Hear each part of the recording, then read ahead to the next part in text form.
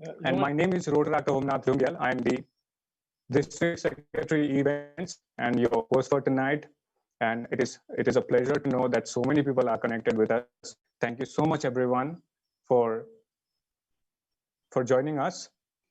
And ladies and gentlemen, NAMAMI Bharat is the first grand joint initiative by Rotaract and Interact District 3240. It is our effort to deepen the bond between these two young organizations under Rotary. NAMAMI Bharat is a two-day virtual event to celebrate the happiness that freedom brings to a country, the freedom brings to an individual.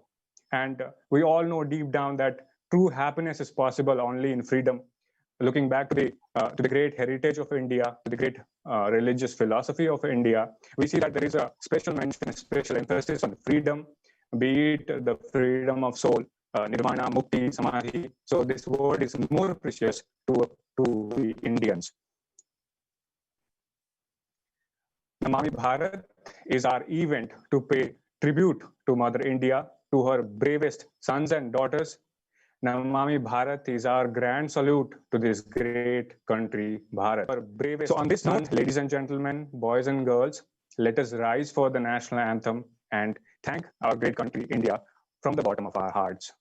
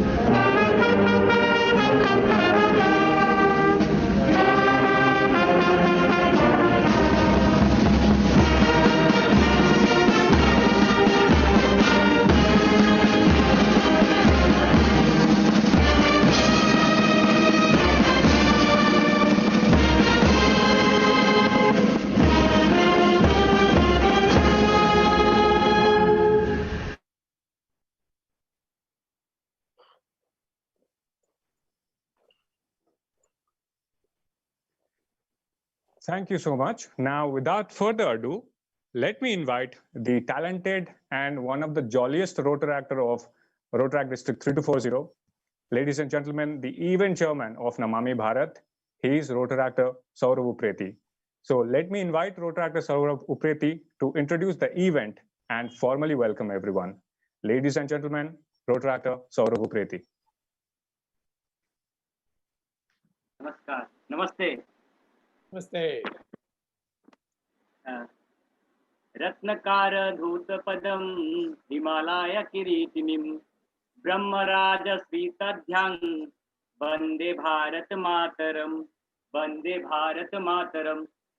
सर्वप्रथम आप सभी को भारत के 74वें स्वतंत्रता दिवस के पूर्व संध्या में मैं रोटरेक्टर सौरभ उप्रेती आप सभी का हार्दिक स्वागत करता हूं तथा उन सभी वीर स्वतंत्र सेनानियों को मैं नमन करना चाहता हूं जिन्होंने हमारे आज के खातिर अपने कल की बलिदानी दी थी। लंबी पराधीनता के बाद 15 अगस्त 1947 को भारत आजाद हुआ। एक आजाद भारत, एक आजाद मुल्क, एक आजाद वतन, उसी का उद्यापन करने के लिए हम आज नमामि भारत का कार्यक्रम आयोजन किए थे।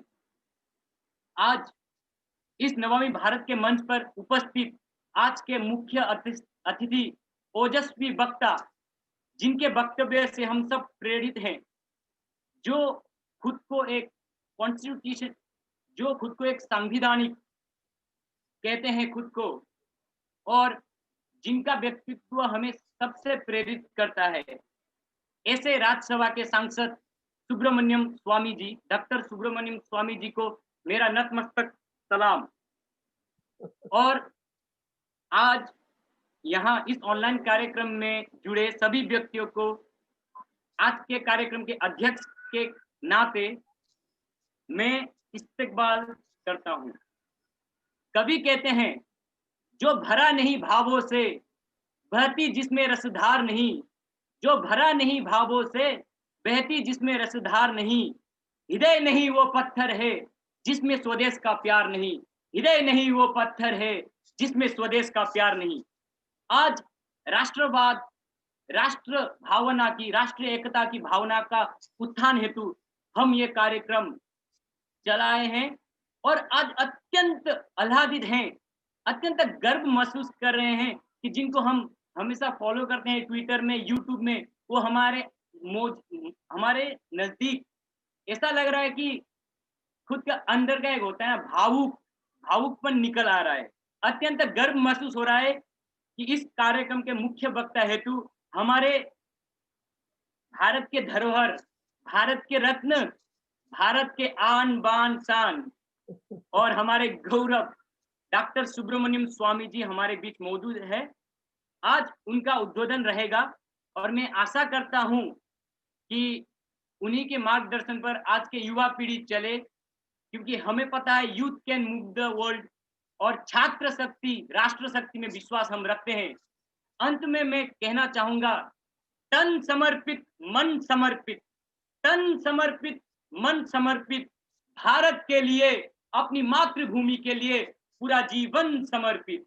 और इसलिए कहा गया है, अर्पित कर दो तन मन धन, अर्पित कर दो तन मन धन, मांग रहा बलिदान वतन, अर्पित कर दो तन मन धन, मांग रहा बलिदान वतन।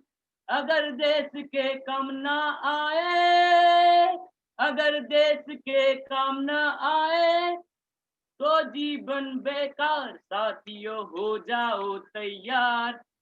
धन्यवाद। इसी के साथ मैं फिर एक बार आप सभी को हार्दिक स्वागत और मेरे मुख्य गुरु डॉक्टर सुब्रमण्यम स्वामी जी को मैं नतमस्तक प्रणाम करता हूं। जय हिंद, जय भारत, जय Gorkha. Thank you so much, Saurav, for that lovely and electric kind of speech. Your speech, in a way, carried the essence of the culture of India. It was a cocktail of Sanskrit, Hindi, Gorkha, everything. So congratulations, Saurav. Thank you. Okay, so now let me invite our special guest this evening. He is Rotarian Panisar to say a few words on this August event. And ladies and gentlemen, Rotarian Panisar is the former Assistant Governor of RI District 3240, and he is from Rotary Club of Dimapur. Over to you, sir. Thank you, MOC, for giving me the opportunity to share a few of my words. It's a pleasure, sir. Welcome. Dear DRR Tushar Jalan, Honorable Member of Parliament and former Cabinet Minister Shriman Dr. Subramanian Swamy ji, आपको सादर प्रणाम, नमस्ते, सत श्री अकाल, yeah. And special guest Rotarian Chandu Agarwal PTG. My dear Rotarian friends, Rotaractors, interactors, esteemed guests, and dignitaries from different Rotary districts. It's my great pleasure and privilege to be a part of this very historical event, NAMAMI BHARAT. It's organized by our children like Rotaractors of 3240. My heartiest congratulations and best wishes on the eve of 74th Independence Day to present each and everyone here. Also, I pay my tribute and gratitude to all the freedom fighters, those who have laid their supreme sacrifices. I am indebted to them for their noble souls, for laying their today for our tomorrow. Jai Hind for them, and also would like to congratulate DRR and his team for doing human services in this part of the country, where Tushar, you have began from the day one you took over the charge. You are doing really, your team is doing wonders for the upliftment of the society. Good wishes. Thank you. Jai Hind. Jai Bharat. Thank you. Thank you so much, sir, for your precious words. It is a pleasure to have you with us. Thanks again. Thank you. Now, let me also invite our special guest, PDRR Rotarian Chandu Agarwal sir, who is the recipient of Rotary's highest award winner, the Service Above Self Award. He is the former district governor and the serving chief advisor to DRR Tushar Jalan. Sir, we would like to request you to give your precious remarks on today's event. Over to you, sir. Thank you, MOC. Most Pleasure, sir. respected, the member of the parliament, Dr. Subramanian Swamy, my fellow Rotarians, esteemed guests, Rotaractors, and my beloved citizens of India. A very good evening to all of you. India has gone down in the history of the world as one of the richest countries socially, culturally, and traditionally. One of the oldest civilization of the world, India is a land of multicultural influences and experiences. India is known around the world for its diversity in food, festivals, cultures, rituals, beliefs, practices, etc. Today, India is a developing democracy with participation and contribution in almost all the fields like industries, business, sports, entertainment, science, technology, research, and development. India has a bright and promising future ahead, wherein technological and political advancement will once more take India to the highest level. We are very fortunate to have among us today most respected Dr. Subramanian Swamy, the Member of Parliament and economist, having served as a member of the Planning Commission and Chairman of the Commission on Labour Standards and International Trade and written on Foreign Affairs of India. Dr. Swamy is the perfect person to enlighten us on India's yesterday, today, and tomorrow.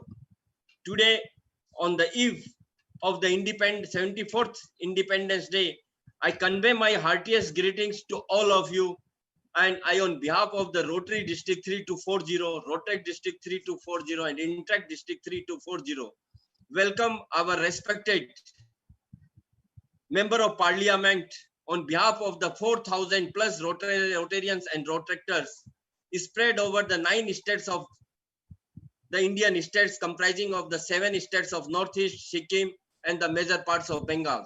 It was really a great honor for all of us to hear from the respected Member of Parliament on the occasion of the 74th Independence Day.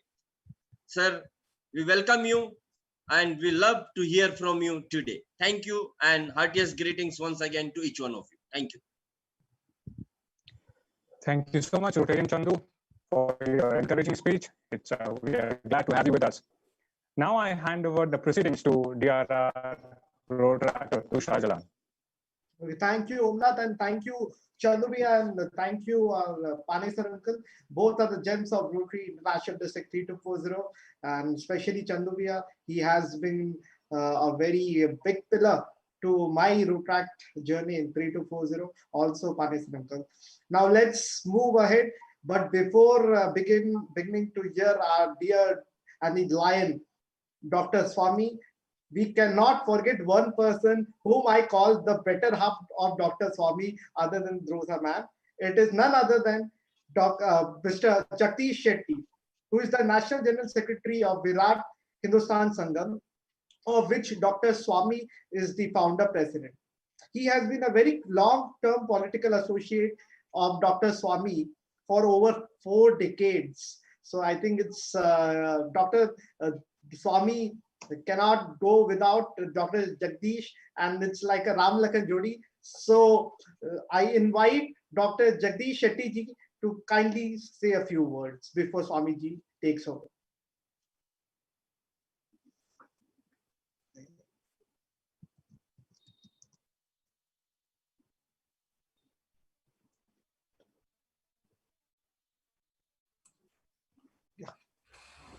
Thank you, DDR Tushar Jalan.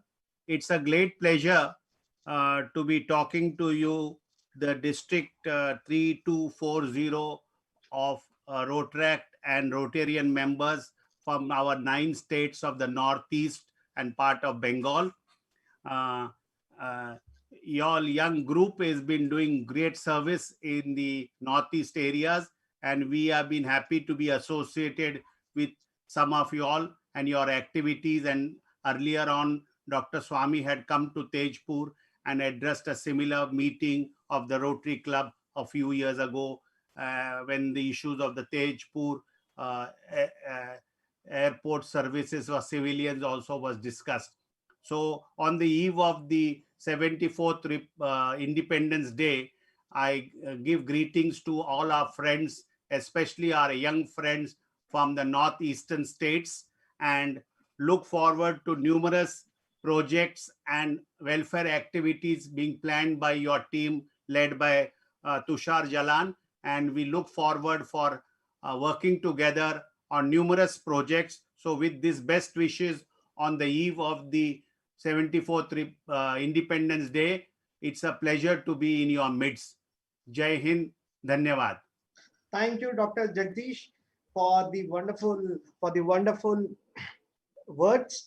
Now it's time to hear the lion. Before that, I think he needs no introduction, but we have to go with the formalities. So here I Tushar Jalan, introduced Dr. Subramanian Swamy.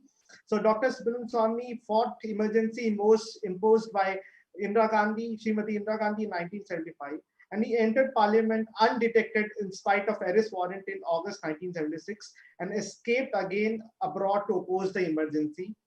This is his sixth term as parliament, 3 times as Lok Sabha and 3 times as Rajya Sabha, and twice of MP of Lok Sabha from Mumbai, Maharashtra, and 1 from Madurai in Tamil Nadu.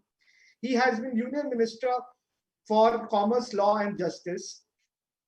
He is the first Indian to visit Kailash Mansarovar Hindu pilgrim route, and he is the person who got it opened from Chinese for Hindu pilgrims and was in the first batch and the first person to go there. He had got a stay from Supreme Court against demolition of historic Ram Setu. He has been pushing it to Narendra Modi and the BJP government to declare it as a national heritage site. He has been in forefront of the legal case of construction of Ram Mandir in Ayodhya. By legal means, he was instrument by legal means that due to Dr. Swamy, the Chief Justice of India and the bench was compelled. I should not use the word compelled, but they were legally bound to pass an order on day-to-day hearing. I follow Dr. Swamy, so I know about it. Was instrumental for exposure of 2G corruptions involving A. Raja, Chidambaram, and others. He exposed the National Herald newspaper scam involving Sonia Gandhi, Rahul Gandhi, and Congress leaders, and then filed the criminal cases against them, and they had to take bail and are facing criminal trials. And 2 or 3 properties, if I'm not wrong, Dr. Swamy has been attached by the Enforcement Directorate. He prevented Sonia Gandhi from becoming the Prime Minister in 2004. He is an economist and not a lawyer, but successfully fought numerous PILs and corruption cases in various courts of India. He has filed a case in Supreme Court against EVM in elections, and earlier the Election Commission was directed by Supreme Court to use the VVPA machine in order to verify the votes. He advocated disbanding of Soviet Union based on socialist economic policies and implementing the market liberalized economic reforms in the country. He is very popular in Twitter amongst the youth and people for his clear-cut views and solutions to nation problems, and youth has huge fan following of 1 crore followers and 60 lakh followers over Facebook. He got the pending Ram Mandir court case fastened. Recently, we all know that Dr. Swamy is behind Baby Penguin and the whole gang to expose Sushant Singh Rajput's death. And due to his efforts, the central government led by Honorable Amit Shah and Narendra Modi have ordered ED investigation. And speaking 2 lines from my side, Dr. Swamy is a very stubborn, a fearless person who never fears the top authority also. I have seen him speaking. I have been talking to him. He does not bow down to any pressure. I think he's a perfect match for our finance ministry. He is perfect match for our defense ministry and home ministry.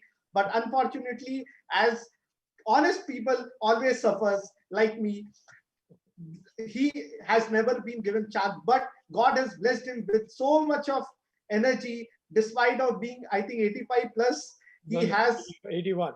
81. We see him going to courts, fighting the Sushant Singh case, Rajput murder case, or the Supreme Court in the Ram Mandir case.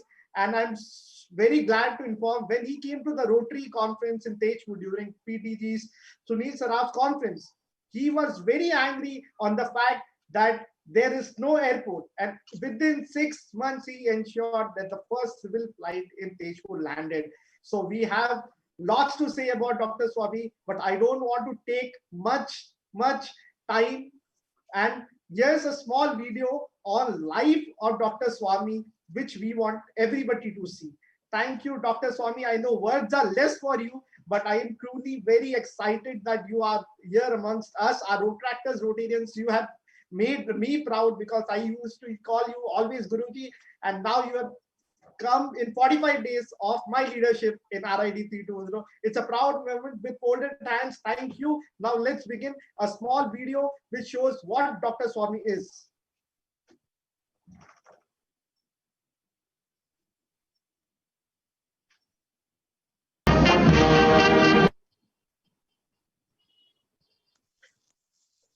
So that was a lovely introduction.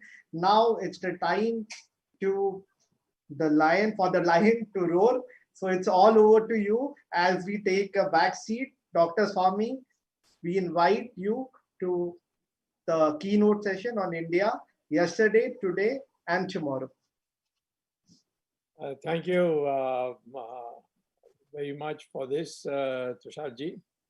I'm very honored by this invitation, and it's that too for the Northeast.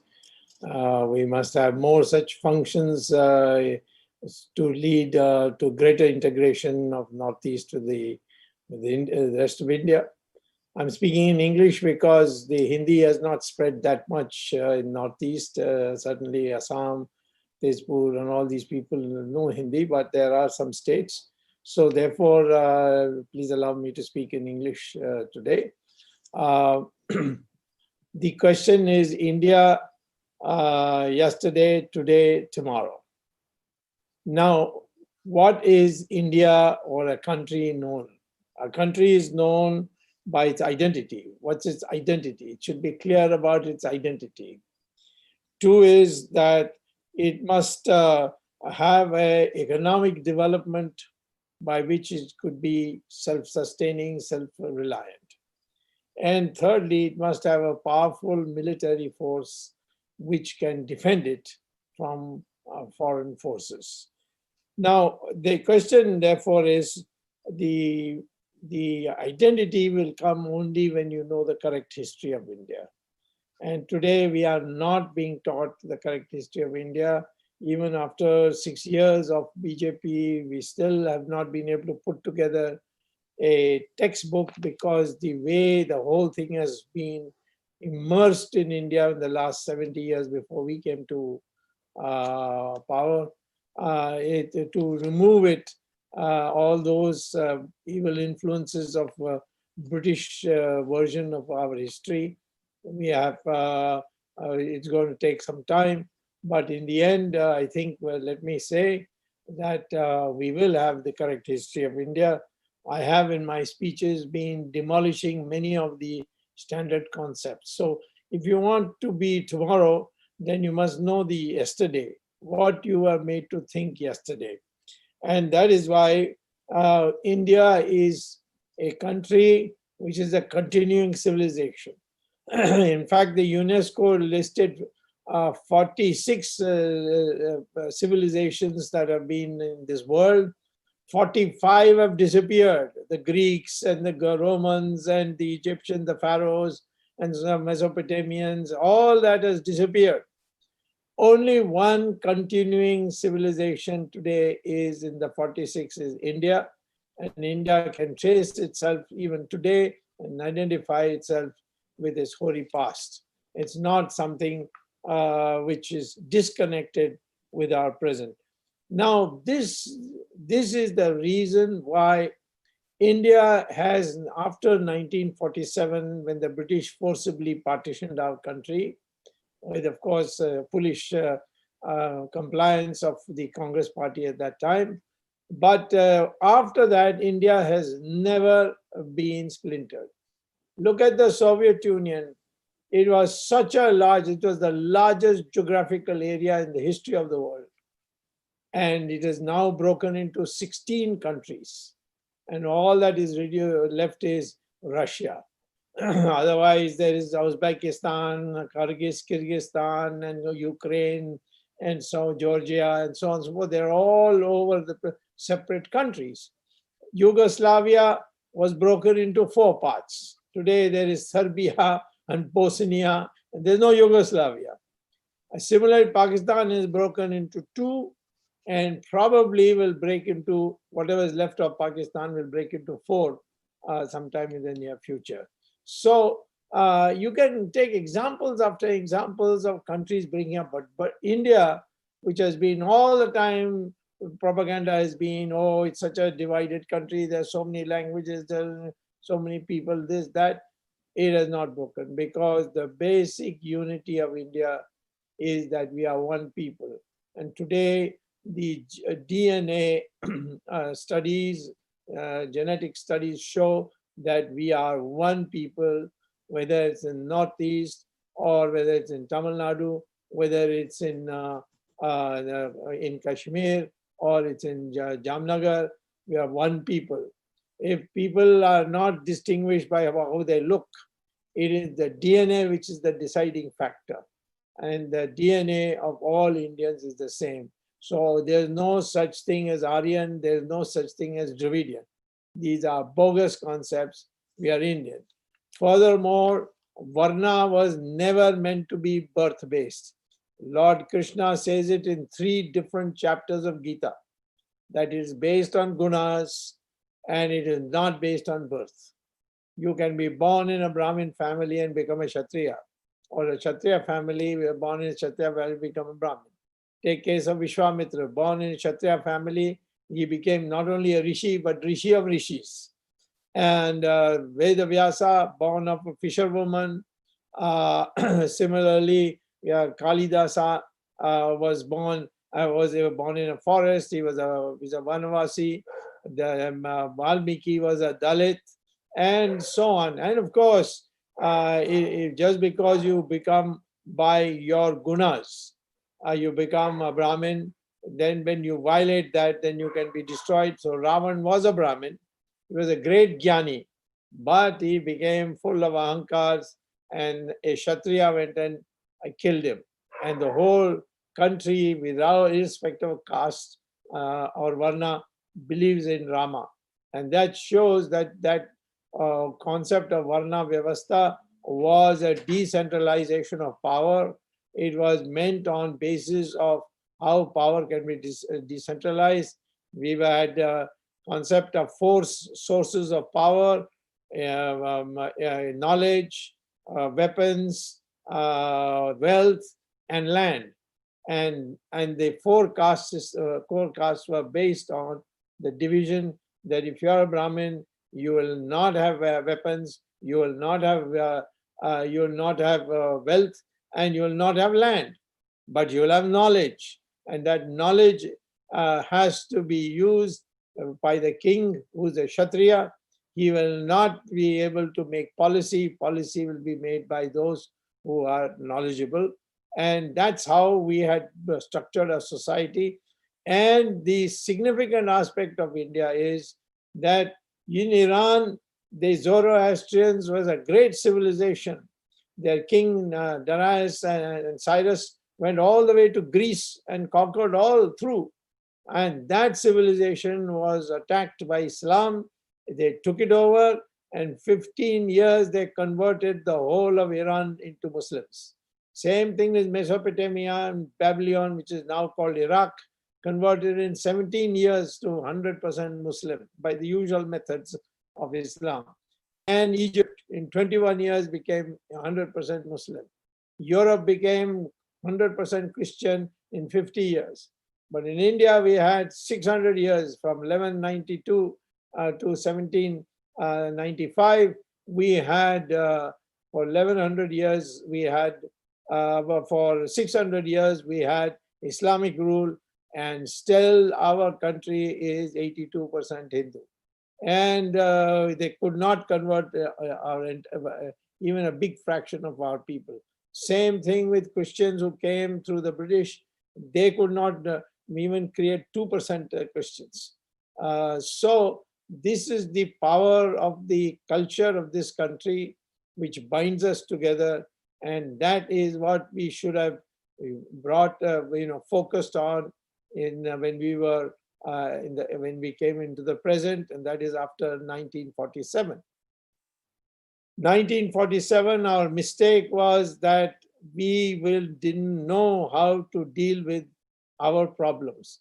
Jawaharlal Nehru was offered the United Nations seat in the Security Council with veto in place of Communist China, and he refused it. And he said, no, this seat belongs to China. Now, such a tyagi that Jawaharlal was, but he was doing tyag of national interests of the country, not his personal wealth. So, similarly, we have adopted the Soviet economic model, which produced nothing but 3.5% growth rate and ruined our agriculture. It was Lal Bahadur Shastri who brought in that package by which Green Revolution was created. In no time, our agriculture grew from 1965. Within 10 years, we became self-sufficient in food grains, and we are still self-sufficient in food grains. So look at the potential of India. In 1990, when Chandrasekhar took over as Prime Minister and I took over as the senior most minister, with two portfolios, commerce and law, we thought that socialism has failed. Soviet Union, for which the communists used to say there is no inflation in Soviet Union, there is no poverty in Soviet Union, there is no inflation in Soviet Union. On August 1991, there was no Soviet Union also. So therefore, the Soviet model disappeared, and fortunately, we were able to bring about reforms, and that Narasimha Rao, in whose ministry also had cabinet rank position, implemented it. All the blueprints were supplied by me, as his biography now that has come out states.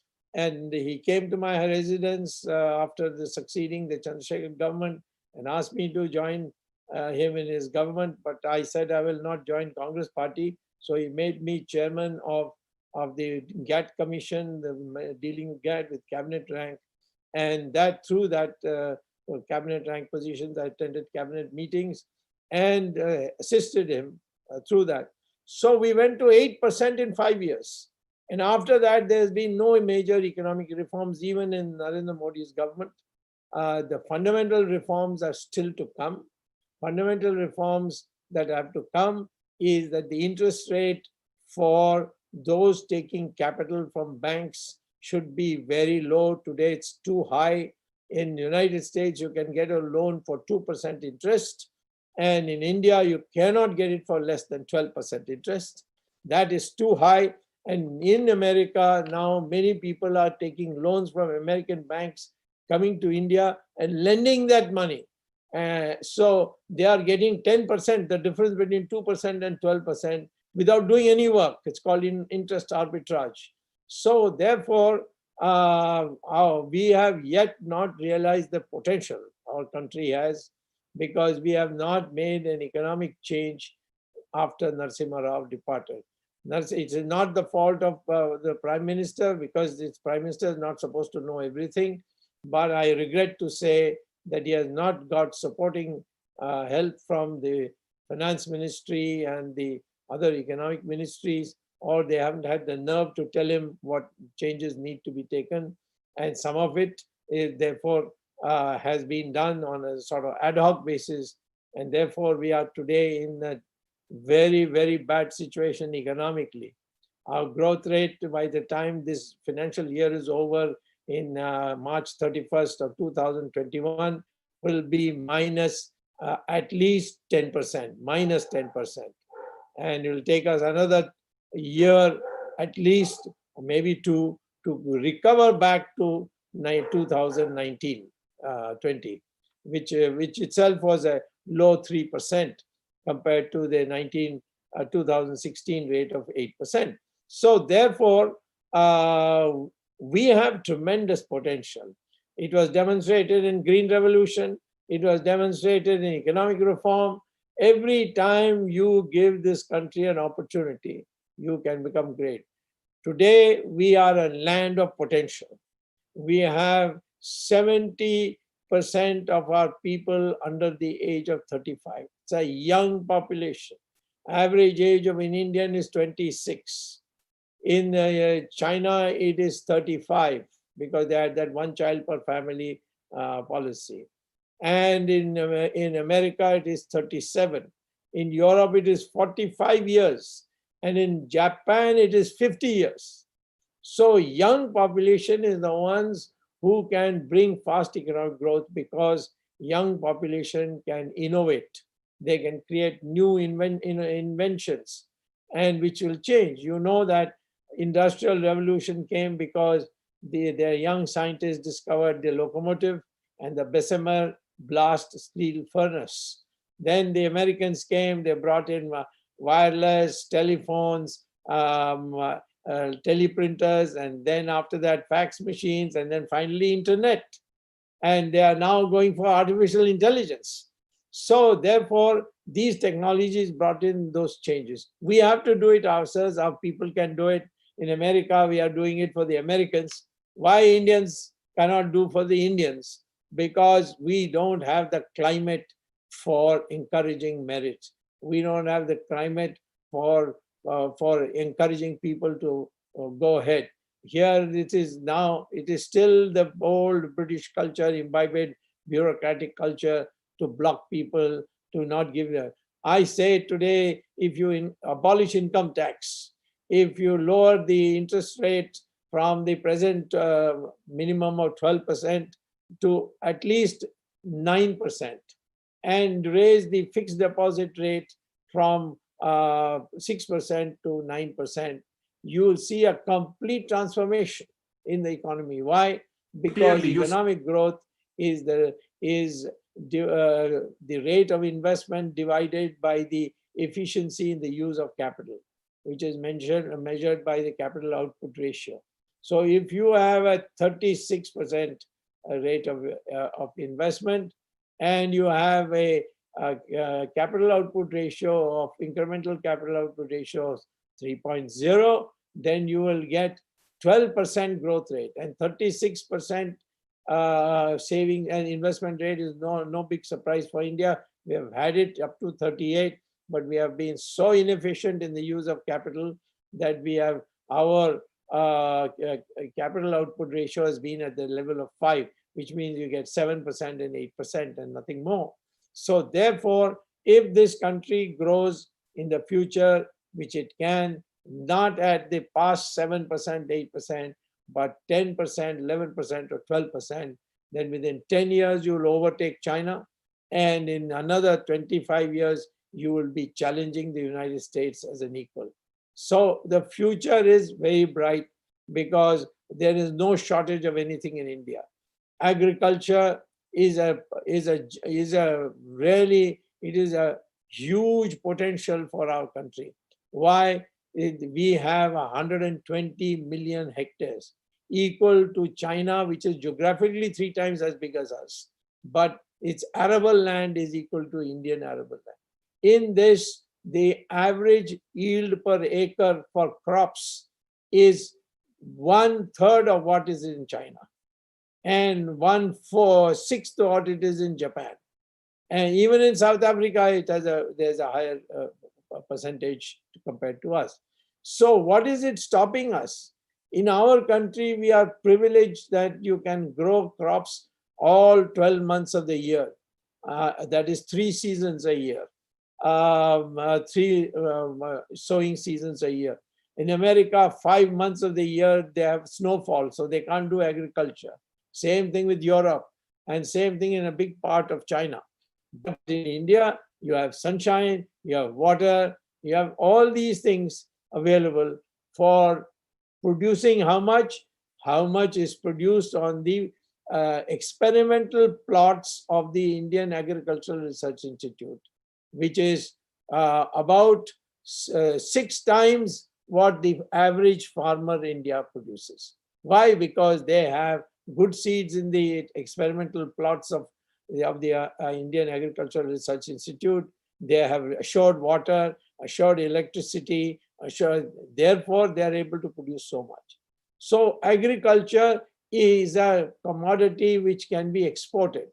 Our wheat is 1/4 the price in the United States. It is 1/3 the price in Europe. Our fruits are cheaper than the fruits that they are importing. For example, Europe is importing mangoes from Africa, which is not worth eating, but our mangoes are superior. So therefore, there's nothing, our people, young people can do wonders. They are doing wonders in America, they're doing wonders in Germany, they're doing wonders in England. They are all now even entering their cabinets and they become minister. Just now, half an Indian has become a candidate for vice president. So why in India they cannot grow faster than we are capable? Well, because we are not using our potential. Encourage our young people to take risk. We have, because of British rule, we are risk averters. We are scared of taking risk. We are ashamed of losing. We don't mind stagnation, but we don't want to be a failure. But failure leads to success. If you are afraid of failure, you can never get big success. So therefore, this mindset has to be changed. And that mindset was created in us of becoming babus, which is what the British education was all about. So these are now undergoing changes. Now we got a new economic program, educational program. It doesn't solve everything, but it's much better than before. And now communication skills are such today, I don't have to go to Harvard to study. Because of EDX, I can sit in India and through online, I can attend classes in Harvard. So there, and where is the shortage in India? People say, well, what about electricity? Well, if you convert thorium into nuclear fuel, you will have so much electricity that you will have to give it free. Because 60% of the world's thorium is India in the sands of Tamil Nadu coast and Kerala coast. And that's why you see sometimes the paper, so-and-so arrested and prosecuted and jailed for sand smuggling. Why would anybody want to smuggle sand? I can understand smuggling gold, I understand smuggling diamond, but why sand? Because that sand contains the monazite, which has thorium in it. And uranium is getting exhausted. By 2050, there'll be no uranium. So what is the substitute? The Americans have found the only one substitute, and that's thorium, and they don't have thorium. So they are arranging to see that people here pick up the sand and bring it. They're buying sand from India. So this is the potential we don't know. We have growing one crop a year. Supposing we triple it, you can triple it without any additional investment.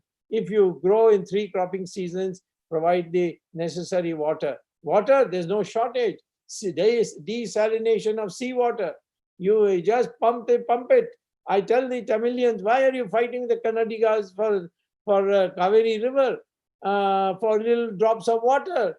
Just put 4 or 5 desalination plants along the coast of India, and you will have enough water to pump it in the opposite direction to Karnataka and drown them with the water that you have. So they look at the potential. Why don't we think in these terms? Hydrogen fuel cells, then you won't have to depend on the Arabs for crude oil.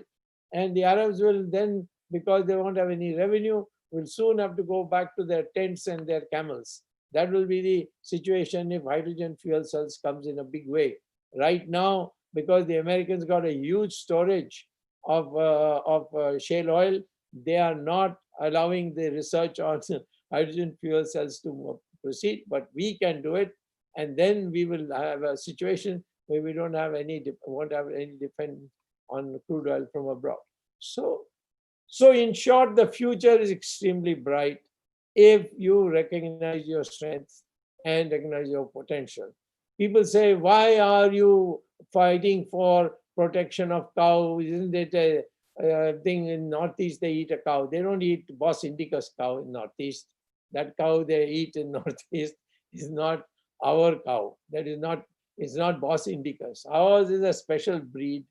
Gaumata is Bos Indicus. Bos Indicus milk today is sold in cartons in American supermarket at 3 times the price the American cow milk is sold. Why? Because it has now been established by scientists that Bos Indicus milk has so much nutritional value that for health that is the best, and not the other cows, which is called Bos Taurus cows. So therefore, and you got how many millions and millions of cows? They hardly produce anything. I think 200, 300 liters a year. Whereas an Israeli cow will produce 11,000 liters per year. Imagine if our 200, 300 million cows started producing the Israeli average, we will all be swimming in milk. So please understand that when you look at India for the future, be optimistic and just find out what is it that we can do. First thing is educate your children to think independently. Then educate your children not to be afraid of failure. Say failure, as Lord Krishna says, you are only entitled to your activity. You are only entitled to your free action. But the fruit of that action, I will decide, he says. So you will never know for what you will get the fruit. For example, I may do nothing and get a lot of fruits from Lord Krishna, or I may do a lot of things and Krishna gives you nothing. So you should have the attitude, I have done my best, I've done my maximum best as honestly as I could. The result is, if it's not good, it is Krishna's fault. If it is good, it is also Krishna's best wishes. So that kind of tension-free society we have to create. Otherwise, today we are finding people committing suicide in IITs and so on. Why? For no reason at all. And that's because we from childhood are teaching our people it is better to do nothing than fail. It is, you cannot get big successes unless you fail. And some people have lost so many.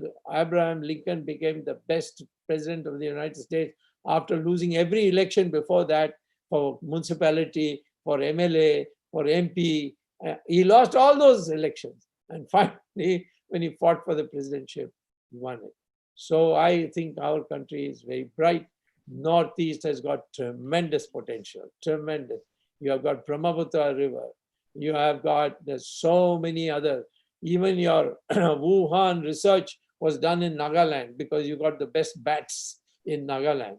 So Tata Institute, the US Army, and the Wuhan University did that research in, it was kept secret, but I found out, and it was kept so secret, even the government of India didn't know. Then I brought it to the notice of the government of India, and they have taken action on it.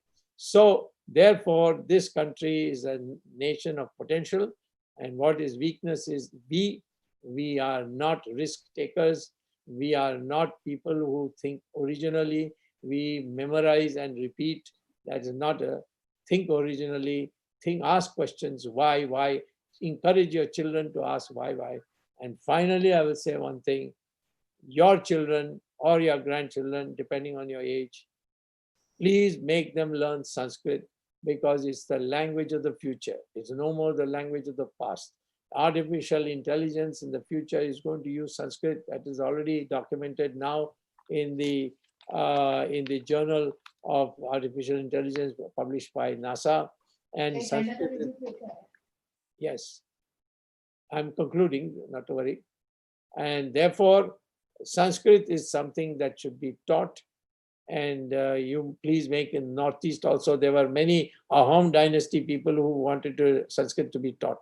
And that is why we must understand the Ahom dynasty is a great pride for us, because the Mughals came 6 times to cross into Burma, and they stopped them, defeated them, and they had to go back.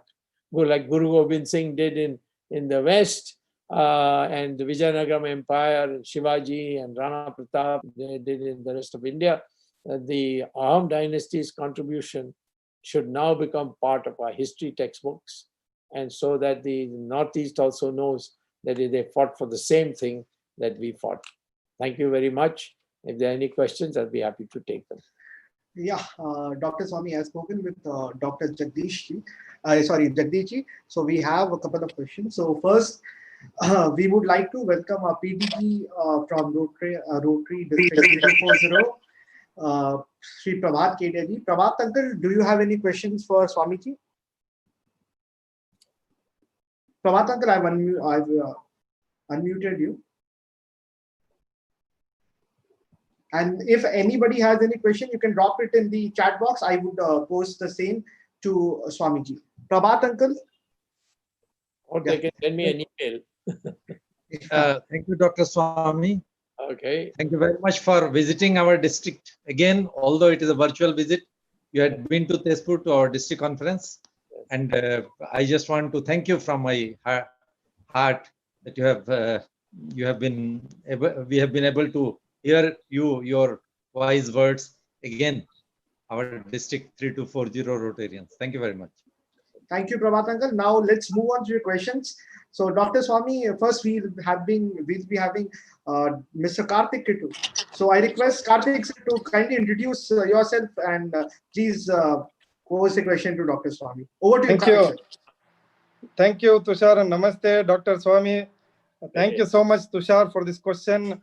Good evening, Honorable MP, the Rajya Sabha, Dr. Subramanian Swamy ji. Gives me immense pleasure to talk to you. I've been following you from many years, and this is the first platform I've got to talk to you live. Tushar is one of the key DRRs in India, and I proudly mentored him when he was in Bangalore in his alma mater in Rotaract Club of Sri Bhagan Mayur Jain College.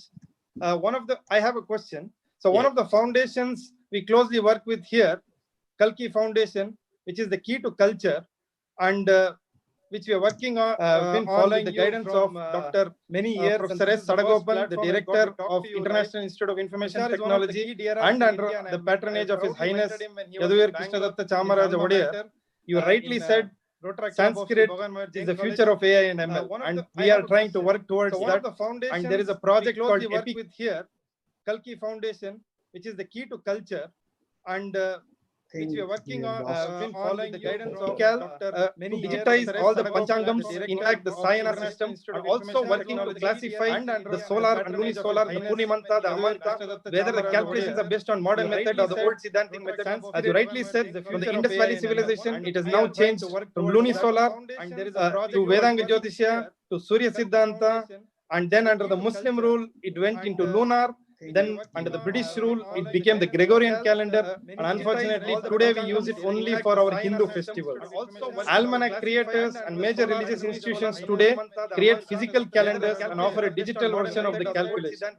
Tracing a retrospective or a future date of a panchangam is a very difficult job. There are very few apps today who show calculations for different geolocations, but we do not know the ideology. And as almanac creators needed a platform for their calculations, based on their customs and beliefs, we are trying to make this accessible. Epical will be a platform for such creators based on their customs and beliefs, which can later be accessible through licensing model to any third-party application. Many do their calculations based on offset time, but the actual raw column and other calculations are based on the longitude, latitude, and the sunrise and sunset of a place, like Reykjavik or wherever the sun rises and beliefs. We are trying to make this accessible. Epical only for 5 hours. So we have built a system, and we also have piloted with Bangalore a 100-year-old calendar here. And the ultimate objective, Dr. Swamy, is to research and document all practicing calculations for almanac maker, for temples, for madams, and build a repository and a white paper with all calculations and observations to see how we could revamp the 1955 calendar committee report. We want you to guide us to revamp this report. The 1955 calendar committee report as a chairman. You must contact the group with and the ultimate objective from Dharma Wiki. Jagdish can give you the introduction. Build a repository and a white paper with all calculations and observations to see how we could. If this, we also want to know if this is worthwhile, and a new calendar committee can be constituted and someone like you could be the chairman. Actually, Dharma Wiki is the one that you should contact in IIT Bombay, and Jagdish is in touch with them. Jagdish can give you the Jagdish on the line or not on the line. He's there. If this, we also want to know if this is worthwhile and a new calendar. I'll connect committee Jagdish ji to Karthik sir. Someone like you Thank could you, be sir. the chairman.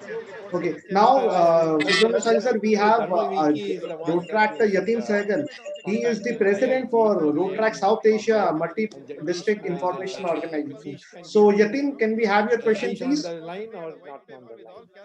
He's there.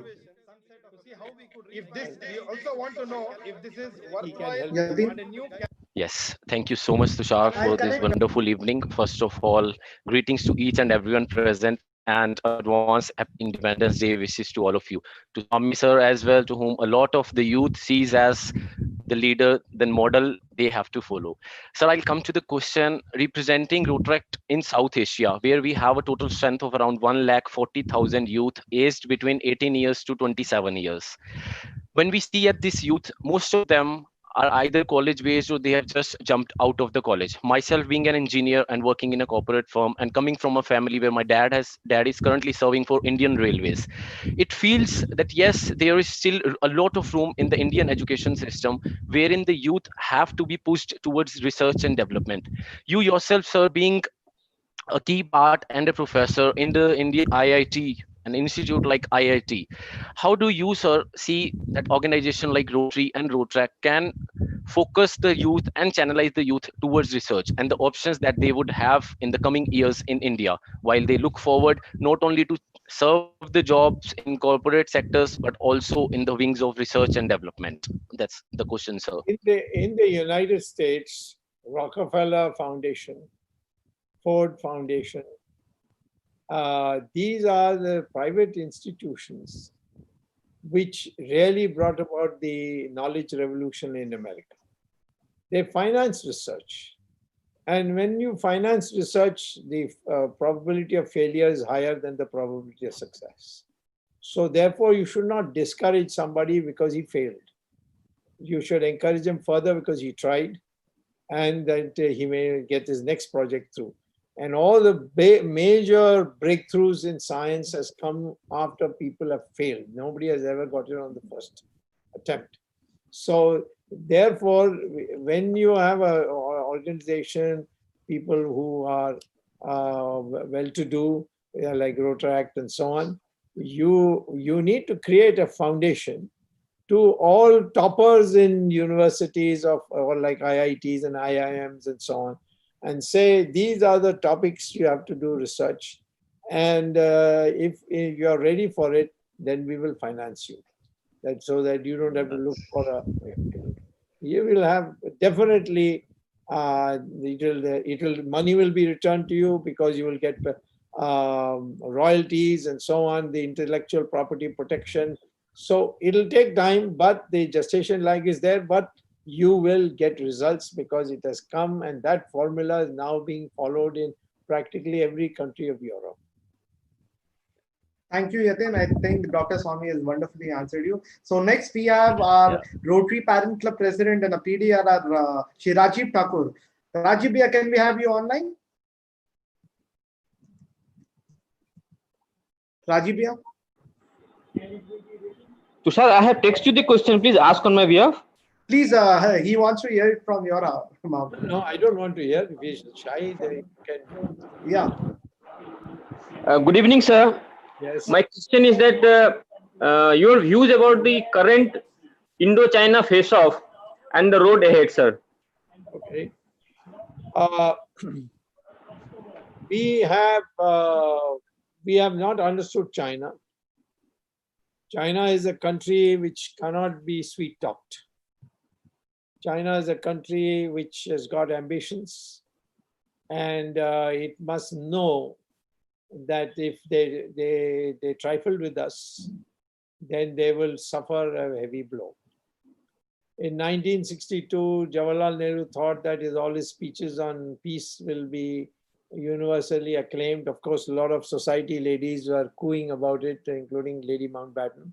But the fact is that the Chinese assessed that Jawaharlal Nehru is just a lot of hot air, and they didn't care that he was responsible for them becoming member of the United Nations Security Council with a veto, giving up their own, India sacrificing its own. They don't care for all that. So therefore, they gave you a thrashing in 1962. In this time, we have given them body blows, but they took advantage of our lack of attention during the Corona period and crossed the mutually agreed line of actual control, which was decided in 1993 by Narasimha Rao's government, which is just a line of actual control. It's not, I mean, a lot of our territory, the whole of Ladakh practically is on the other side, in the Chinese side of the line of control. But still, we agreed to it, saying that, well, to start the peace process and getting the border agreement, we should start from somewhere. And they agreed, so both started discussing. But the Chinese wanted these Galwan Valley and other places because we are too close to the Karakoram Pass. Narendra Modi's government, after coming to power, especially because of Mr. Gadkari, we built top-class 5-lane, 4-lane highways throughout the Ladakh area, which is with us, and that made us reach even up to Karakoram. That is Trapdung or some place like that, and where our area is very close to the Karakoram Pass. So previously it was inaccessible. We had to go walking or by donkey, on a donkey back or a horseback. Now we were going by, trucks were going up and down, so on. And so they got frightened. And the decent thing for them to have done is to say, listen, can we make some kind of exchange? You take a POK and we won't say anything, and you give us a little bit of this territory so that we are safe on our Karakoram. Something they should have done. Instead of that, they sneaked in with a huge turnout. We believed the Russians who said this is only for their exercises. They said they are not serious, and we believed them, and we didn't take countermeasures. And now they are sitting on our territory. All that is they are discussing is how to disengage. It means we go backward in our own territory even more, and they stay there so that there's no confrontation. That's not acceptable, and Narendra Modi knows that. And I would suspect that there will have to be a war on that area to recover every inch of Indian territory. So our relations with China, unless Xi Jinping changes and somebody else is brought in who is more reasonable, just like Mao Zedong went and Deng Xiaoping came, our relations improved. I even got Kailash Mansaro open. So many things. The Chinese did not allow the Assam agitators to come to Tibet and to Xinjiang and get weapons. He stopped all that. So we had a very cooperative relation. So slowly it was all melting. But I would say that the Xi Jinping has got some imperialist ideas or some ideas of expanding China from their security point of view, which is not acceptable to us. And so prepare for a war. Not so much in your area, but in Kashmir. Okay, thank you, Dr. Swamy. Now we have a lady president who is advocate by profession. She is the president of Rotaract of Silchar, the Barak Valley. So I request Sharmila to kindly pose your question to Dr. Swamy. Thank you, Tushar Bhaiya, for giving me this opportunity. Namaste and good evening to Swamy sir. My question to you is that, sir, we all know that agriculture is the most important sector of our Indian economy and provides employment to 50% of the country's workforce. So, sir, what are the hurdles such nations face in uplifting the GDP rate, whose most important sector is agriculture, and how we as a Rotaract help our government to overcome this? Yes.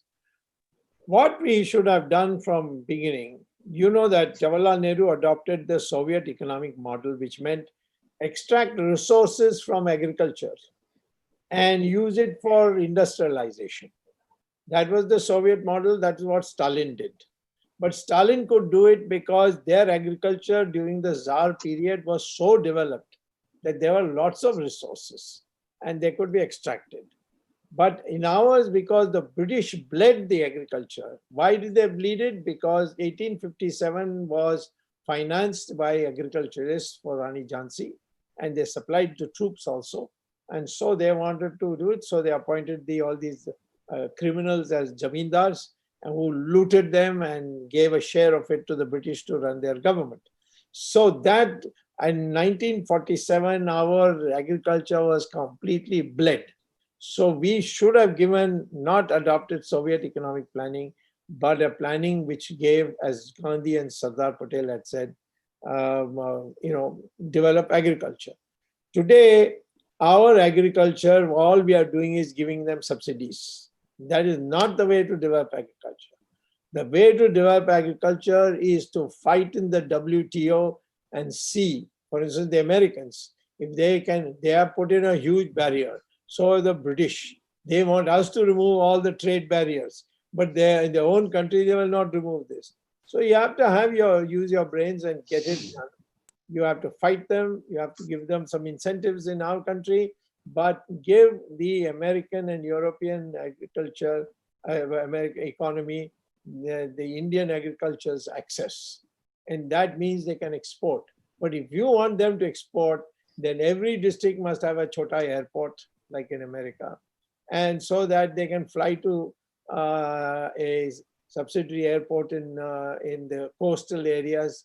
From the east, they can go to Calcutta, or in the west, they can go to Bombay. And so they can then send these, teach them internet so that they can find out where's the best price. Sometimes even you don't have to go to America and all. You can even sell in the Middle East. You can sell in East Asia. There are many things that are in demand in India. In Pakistan, of course, now we cannot have trade, but Pakistan was crazy about our pan, you see, but they don't produce pan, we produce pan. So pan was getting smuggled. But instead of that, if you had formalized the trade at that time, now, of course, we had nothing to. So I'm saying that don't give subsidies, enable the agriculturalists to export. Second, if the agriculturist only uses one crop season, 2 crop seasons is just sitting there. And that's why all our labor is also only seasonal labor. And they're almost like daily wages. So make every farmer to grow 3 crops a year. And then you will get, they'll get plenty of revenue. In the beginning, you must buy all the excess because our markets are not strong. They're not built. There are no good roads. Going to the wholesale market is a very big problem for the villagers. And these middlemen are rotten people. They fleece them, and the farmer doesn't get proper loans at the time of his sowing the crop. And there's no electricity guarantee. I've many times talked to farmers. I said, what is the one big thing you need, especially the well-to-do farmers? They said, plus just give us 8 hours of uninterrupted electricity, not 24 hours. Just give us 8 hours and we'll produce whatever you want us to produce. But their irrigation pumps are blown up because the electricity fluctuation. So many problems are there. So empower the farmers to produce more. As you know that our yield per acre is the lowest in the world, and therefore per acre try to double, triple, quadruple. Then you will see that there'll be plenty of grain for our country, plenty for exports also. That's the way to do it. Okay, thank you, Dr. Swamy. Now we have a question from my dear friend Hardik, who is also a lawyer by profession. Hardik, please go. And Swamy sir, he's an associate of your friend. Hardik, can you introduce yourself and pose a question? Guys, we are short of time. It's the second last question. And after that, we'll have the Johnny Bharat's celebrity performance. Hardik. Thank you so much, Tushar, for the opportunity, and very good evening, Dr. Swamy. Thank you for the amazing session this evening. My question to you would be your views on the need to legislate the Uniform Civil Code. Okay. Well, our constitution says men and women are equal. And Uniform Civil Code is necessary because in many of our communities, the women do not get their due. For instance, in Islamic communities, the inheritance is 1:6. That is, if a girl gets 1 rupee as inheritance after a father or mother dies, and then what happens is that she will, her male brother would get 6 times that much. That's the division. That's unfair. So we have to equalize it. Hindus did bring about a lot of changes in the Hindu Code Bill in the 50s, but there more needs to be done. But as far as most of the other communities are concerned, particularly the Islamic community, which is the biggest minority, women are not treated equally to males. And we did this triple talaq, and we have, of course, had to face a lot of problems, but the women are delighted today. And the triple talaq doesn't stop the male power to divorce anybody, but he can't do it by triple talaq, that's all. He can't say talaq, talaq, talaq, then he's out on the door, out of the door. So we want now to bring a uniform civil code, that is, Muslim women must get the same rights as the Hindu women get, and that means what anybody can get under the Constitution of India. And Article 44 of the Constitution says government shall have a uniform civil code. So it's a directive to the government, and we have not been able to follow that. And the courts, we have gone to the courts challenging, saying the government is not doing this. They say, they call the government and say, what is your difficulty? And they say, well, please give us 1 year to do it. And after 1 year, everybody forgets it. So 3-4 times this has come to the Supreme Court. Each time the government says, give us 1 or 2 years. Now, as far as we are concerned, we are ready to do it. But, even for CAA, and which is nothing but poor people who have come out of persecution, religious persecution, we're given them citizenship at a shorter time than a normal person. If I was a normal person coming from any country, I would have to wait 11 years to get my citizenship. I can get residence rights much earlier, but now if you came because of religious persecution, then we said, and if you have come 5 years before 31st December 2014, and then you are in the register, then that is 31,000 people, we will give you citizenship immediately. That is because you have already stayed 5 years, you don't have to stay 11 years. So therefore, I think we have to do this in a step-by-step way. A lot of militancy has been created on rumors, and unfortunately, the level of average education in the Islamic community is lower than the Hindu community. Hindus can accept uniform civil code without difficulty, but Hindu code bill also they accepted. Many other reforms they've accepted. Equality of inheritance also they've accepted. But the Muslim community is resisting very strongly. So uniform civil code today is the only community which is in outer step with the idea is the Islamic community. We'll bring them around, but we are going to do it in a step-by-step process.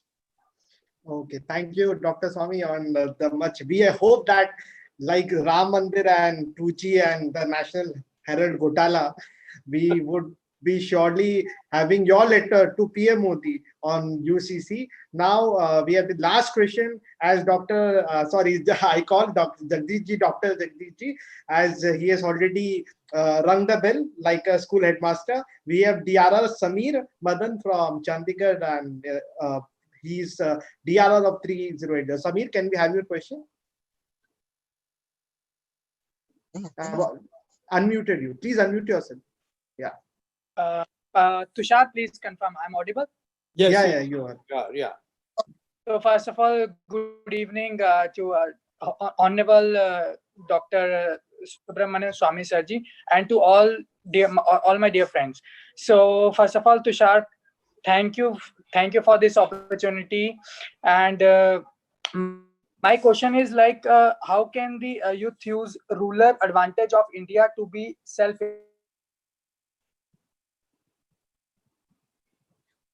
I think he has lost, but I have his question. So Swamiji, he wants to ask, how can youth use the rural India, like the farming sector or the khadi sector or the cultural sector, to generate employment, generate funds for their livelihood? Like, how can they use as their livelihood or startup and give a boost to the rural economy also and their lives also? You see, what the farmers really need is information. How to get a bank loan, how to get superior seeds without having to go and shop around in the city, how to do iBanking or through the internet, how to get a concession on buying seeds. So basically, what the youth can do is, or the youth can, whether the Israeli form of drip irrigation, can it be brought in here?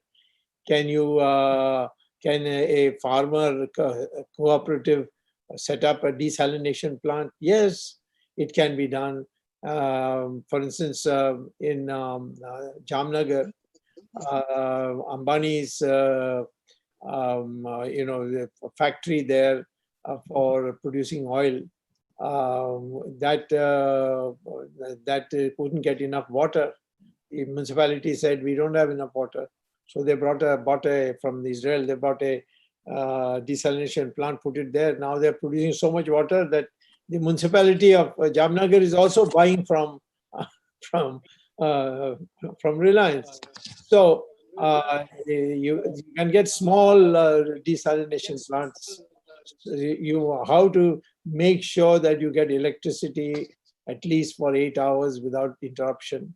These are the areas where the farmers need help, because they have to work in the field and then also do these, and then all these bureaucratic babus and so on, they just want to exploit them. So some educated people coming and advising them and doing 1 or 2 tasks for them, then the farmers will develop confidence, and then they will tell you what they want, and then you can decide what you want to do. Okay, Swamiji, I know Jagdish would be very disappointed with me, but last 1 minute question. This boy is very talented. He's messaging me. Sorry, Jagdish. Shivam, can you quickly post the question? Shivam from Rongali. Shivam? Pranam Swamiji. Yes. Sir, I believe that the history of India must undergo changes and must emerge as the authentic one.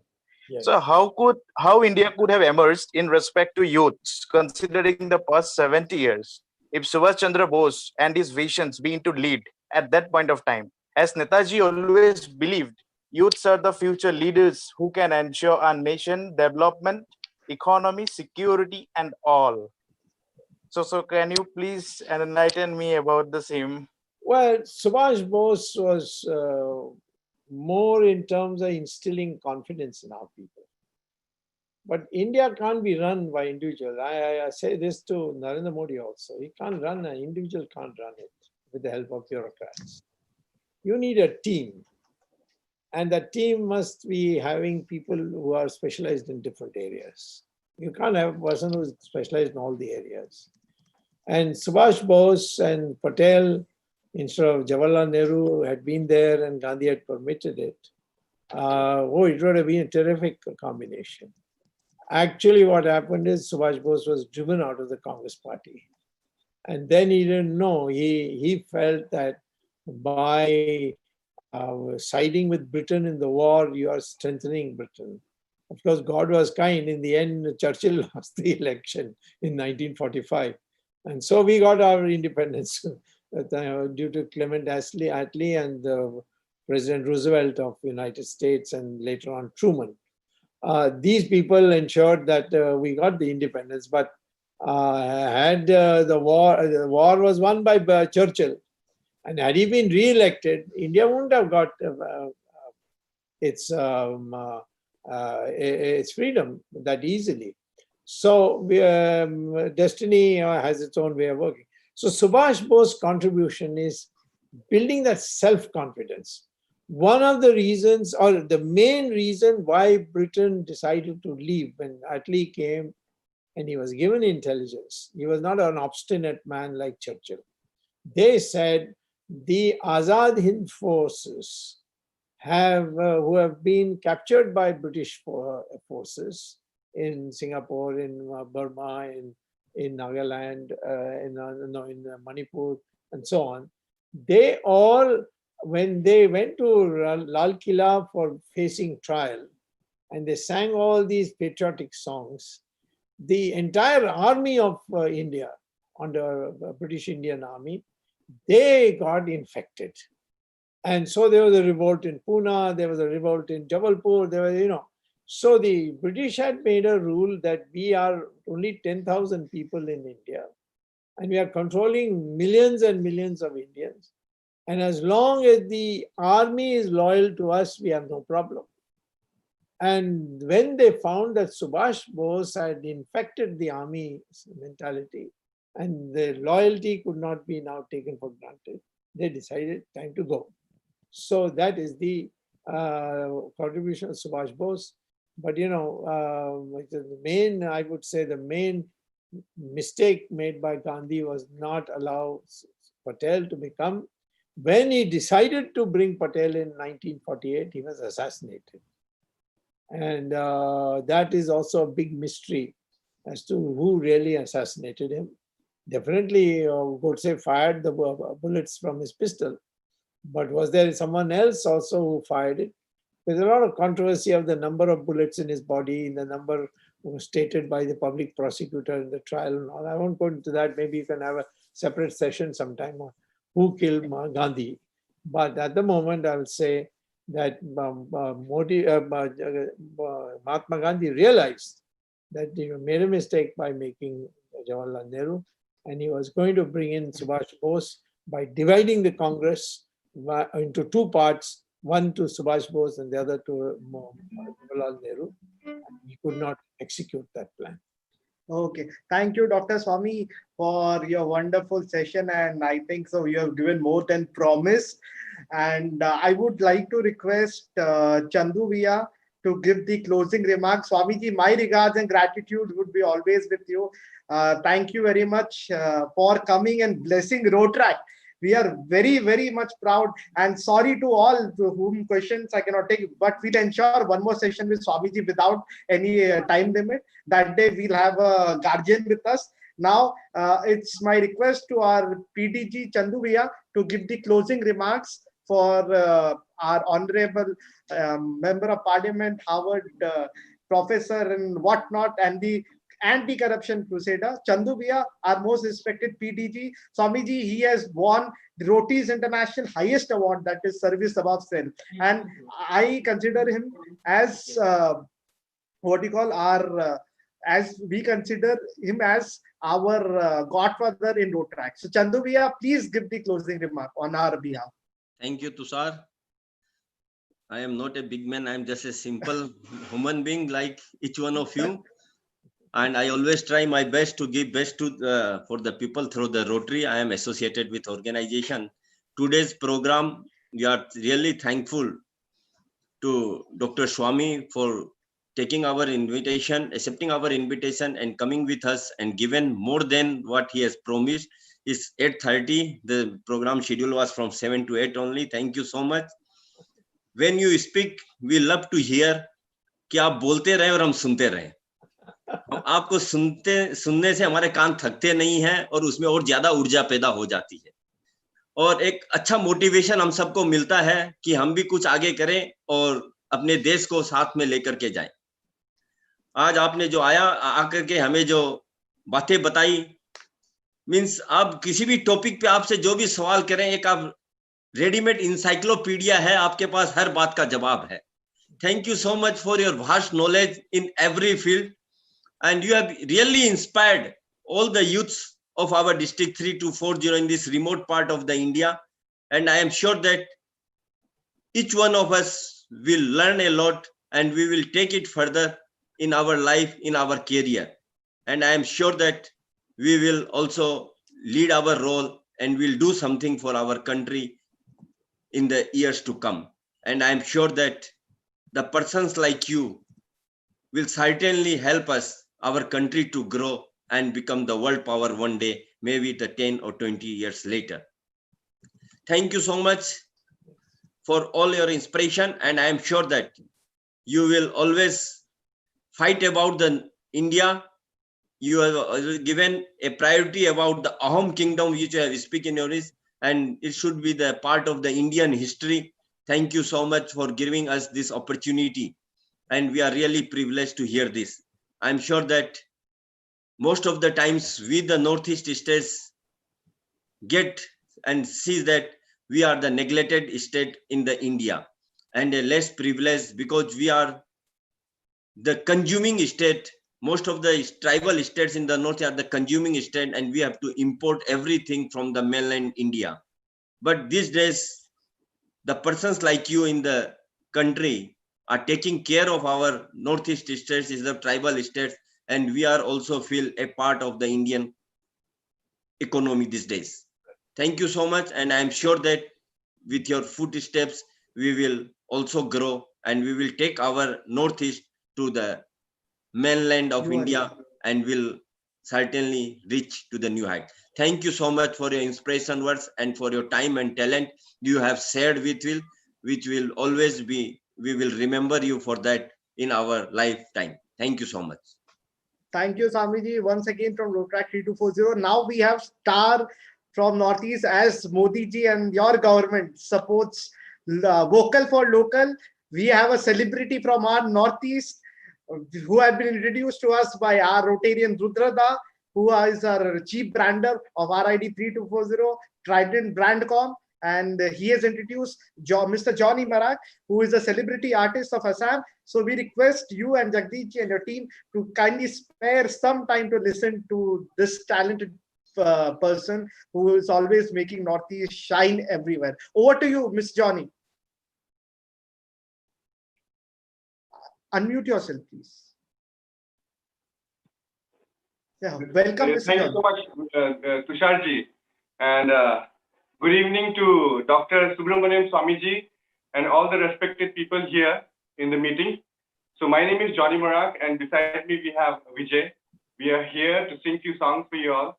And the first song that we would like to sing for you all is Ma Tujhe Salam. So here it goes. Only one song, huh?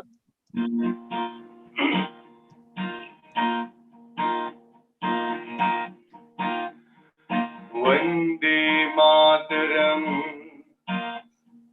Vande Mataram. यहाँ वहाँ सारा जहाँ देख लिया है, कहीं भी तेरे जैसा कोई नहीं है.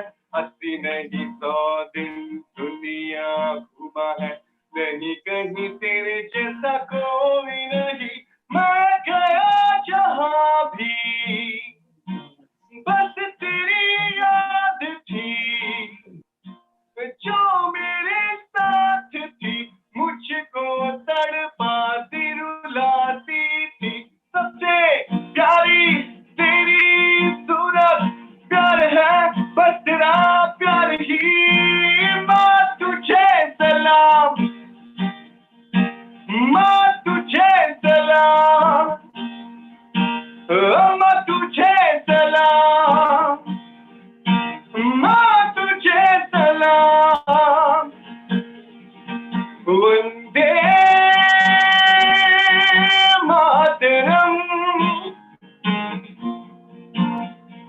Vande Mataram. Vande Mataram. Vande Mataram. Vande Mataram. Vande Mataram.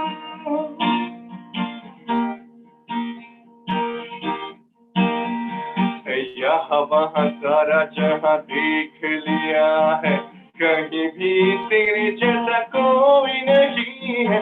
अस्सी नहीं 100 दिन दुनिया घुमा है, नहीं कहीं तेरे जैसा कोई नहीं। मैं गया जहाँ भी बस तेरी याद थी, जो मेरे साथ थी, मुझको तड़पाती रुलाती थी। सबसे प्यारी तेरी सूरत, प्यार है बस तेरा प्यार ही। माँ तुझे सलाम, माँ तुझे सलाम, माँ तुझे सलाम, माँ तुझे सलाम। वंदे मातरम, वंदे मातरम, वंदे मातरम, वंदे मातरम, वंदे मातरम, वंदे मातरम, वंदे मातरम। जय Hind. Thank you, Johnny ji. Now it's a very sad moment for us. Before you continue, that Dr. Swamy would be leaving. It's his dinner time, and he is very strict to his outing. So over to you, Swamy ji, for the ending remark. Well, I'm very, very pleased. Northeast is a very crucial frontier area for us. It's now become a national security frontier for us. So don't think that you are being neglected. Don't think you are being forgotten. In fact, you will find in the next 5 years or so, tremendous amount of investment in terms of infrastructure and so on. So because we need to protect our country, and there's no way to protect our country unless the Northeast is strong and prosperous. Thank you, Dr. Swamy and your team, Jagdish ji and Ashish Shetty ji. Thank you. And we will continue with our performances from our local artist, celebrity, Mr. Johnny Marak. Thank you, Swamy ji. Johnny bhai, over to you. Yeah, sure. Thank you, Swamiji. It was very nice that I could make you listen my voice. Thank you. You sing very well. Thank you, sir. Thank you.